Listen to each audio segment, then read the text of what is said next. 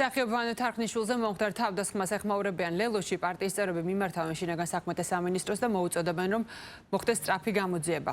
მათი თქმით, ქვეყანაში წახალისებულია ძალადობა. შინაგან საქმეთა სამინისტროში კი განმარტავენ, რომ გამოძიება 126 მუხლით უკვე დაწყებულია, აღნიშნული გულისხმობს ძალადობას.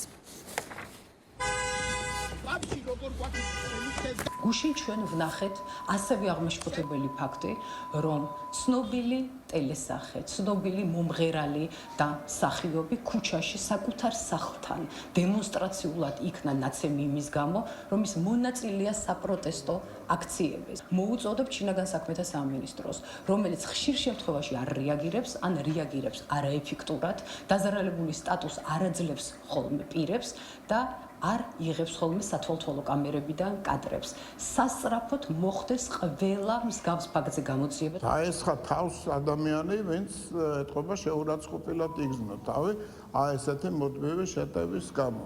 რა ვიცი, კადრებსაც ალბათ ის ადამიანი იღებდა, ვისაც უნდოდა, რომ ეს კადრები გამოსულიყო გარეთ. საერთოდ ფიზიკური ანგარიშწორება არ არის სწორი. საქართველოში საერთოდ ძალადობაზე გადაყვანა სცენარის განვითარება, ძალადობის სცენარის განვითარება, ეს არის კონკრეტული ადამიანების იდეა და ამ იდეის განხორციელებისათვის ხდება მუდმივი პროვოცირება. ამ პროვოცირების შედეგი ვიხილეთ ჩვენ იმ ჩანაწერში და სამწუხარო ფაქტია.